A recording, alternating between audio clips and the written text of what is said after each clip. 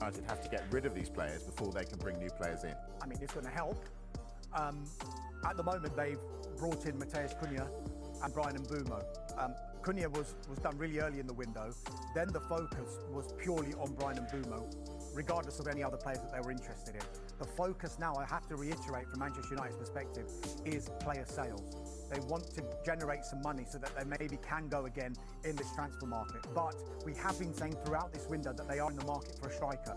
They are in the market for a number 9, and that's regardless of what happens with Rasmus Højlund, because there has been a bit of talk about Italian clubs interested in Rasmus Højlund. But whether he stays or goes, I think Manchester United would want to strengthen in that position. We've been told that initial talks have taken place with Aston Villa over Ollie Watkins, but that's been met with a not for sale from Aston Villa. But could Alejandro Garnacho be key in any possible deal for Ollie Watkins, because Aston Villa are interested in Alejandro Garnacho as well. They've also explored the conditions of the deal, not only for Ollie Watkins, but for Victor Gyökeres, who we'll come to later, who's going somewhere else. We clearly know about that. Nicholas Jackson from Chelsea, and RB Leipzig's Benjamin Sesko, who we seem to be talking about nearly every single transfer window. But at this moment in time, all of these players seem to be a little bit too expensive for Manchester United to do. And on the flip side as well, if any of these clubs want to sell these strikers, then Manchester United can do what other clubs will probably try and do to them with regard to those 5 players, and maybe wait until later in the window to maybe get a better price. But maybe the Villa one, if the interest in Garnacho is pursued, then maybe that can hold the key to maybe a deal for somebody like Ollie Watkins. With regard to Sesko, the interesting one here is that the recruitment director at Manchester United is a gentleman called Christopher Vivell, and he's the one driving the interest in Sesko, because when Sesko was 16, Vivell was the sporting director at Red Bull Salzburg, and he brought him in to that club. Hence, there is that long-running interest. But if you look at what United have done so far in this window, I mentioned Cunha and I mentioned Mbeumo. What they do have in common is that they've got Premier League experience.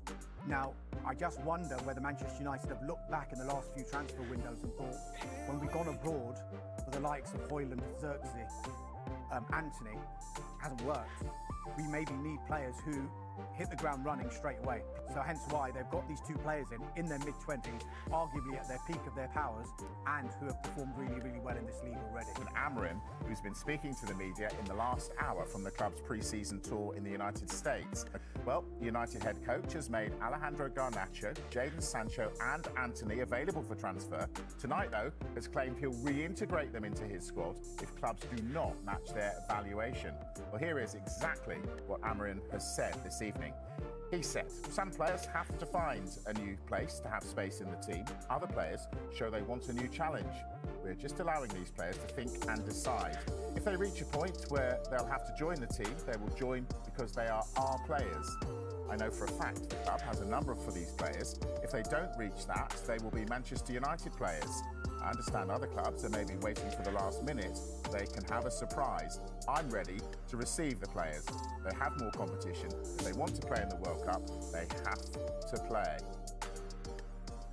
Darmesh. No one's buying that, are they? Well, I mean, look, if you take it on face value, first of all, Manchester United have still got these 3 players in their squad. They don't want those 3 players in their squad. We should add Tyrell Malacia to that one as well, because there were 5 originally. Of course, Marcus Rashford has gone to Barcelona. Yeah, we take it on face value, and we believe everything Ruben Amorim is saying. If they remain at Manchester United, yes, they'll be reintegrated. They'll fight for their place in the team, which is perfect for me. The other way to look at it is they're just trying to protect their negotiating position. But you wonder whether that ship has sailed now because of what's happened in the past month or so, because it's been made clear that Manchester United don't want these players. And if you're a club who want to buy these players, as much as Manchester United will say, well, if you don't meet our asking price, we're not going anywhere, clubs will say, well, we do know you want to sell them, so let's just wait until that price comes down. But it's clear why Manchester United will want to do this, because they want to maintain a good bargaining position that they found themselves in with this. But if you go back to, I think it would have been when Ten Hag was in charge, and he had effectively exonerated Jadon Sancho from the squad completely. He was not part of the squad, and he didn't get that move at the end of that transfer window. Come the summer, there were those pictures on Manchester United's website of Jadon Sancho and Ten Hag together on the training ground. People say, oh, is this a reunion? Have they kissed and made up? is there a future for Jadon Sancho? People were like, no, there isn't. That was just literally just to say, Jadon Sancho's still part of this squad, and if anyone wants to buy him, well, look, we're happy to keep him, but you're going to have to pay good money. So I think that might be what we're seeing with these players as well.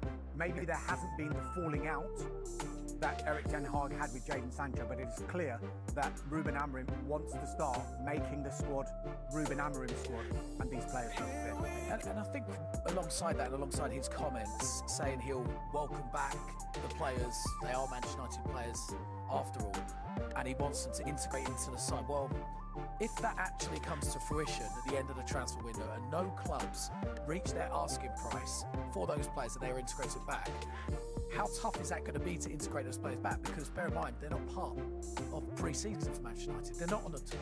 They're not with the new players, the new signings. They're not part of Amorim's new ideas for this season. So that's going to take a long time to do it. So I guess my question to Ruben Amorim, if that is the case, you are happy to welcome these players back, why are you not welcoming these players onto the pre-season tour now to make sure that you're integrating them just in case they do end up staying? Well, what about, go on, Garnacho. One thing I'd say as well, there's a slight comparison to be drawn here with Arsenal. When Mikel Arteta took over, Arsenal were in a bit of a mess. And at one point during his reign, he basically, and the hierarchy said, we need to move on now. Now, Arsenal took a hit with some of their finances when they allowed Pierre-Emerick Aubameyang. They mutually terminated his contract. There are a few other players where they just said, you're not part of these plans anymore. I think there's been 10 or 11 years since Sir Alex Ferguson left, where Manchester United have tried everything with various managers, but without a structure in place. Now they have this structure in place. Now they have put their faith in Ruben Amorim. Maybe part of them is thinking, yes, we need the public face to be, well, we'll reintegrate them. But privately, they're probably thinking, at some point, we have to move on and start the new Manchester United under Ruben Amorim. If these players don't fit, will they take a hit? They probably will. They're not going to get anywhere close to £73 million for Jadon Sancho. They're definitely not going to get anywhere close to the 80-odd million they spent on Antony. So they're going to make a loss. But for the good of the long-term future of Manchester United, that's probably where they're at now. Okay, so where they're at now, says Darmish. How close are they to getting rid of any of these players? Not very right now. It's the true fact and true statement with it. Let's talk about Antony though. Antony, there are more offers, more interest, it feels like, for him than there are for the likes of Jadon Sancho, Alejandro Garnacho, Tyrell Malacia at this stage. Now, Antony, we understand there are 2 Saudi Arabian Premier League clubs who are showing interest. Now, Real Betis, we know, are keen for him to come back. He had a very successful loan spell at the back end of last season, showed everybody actually what sort of player he can be, despite the huge £86 million price tag, which I think clearly weighs on his shoulders. It's not necessarily the player's fault, it's just how deals work. But for Real Betis, a permanent transfer and a permanent transfer fee is not doable for them. They want the player on loan. Manchester United want to sell the player. So options with the likes of Saudi Premier League club, a good thing for Manchester United. Atletico Madrid, also another club monitoring the situation. Bayer Leverkusen, Bayern Munich, also keeping their eyes on that player. Now, Antony obviously knows Bayer Leverkusen, new boss Eric Ten Hag from the time at Ajax.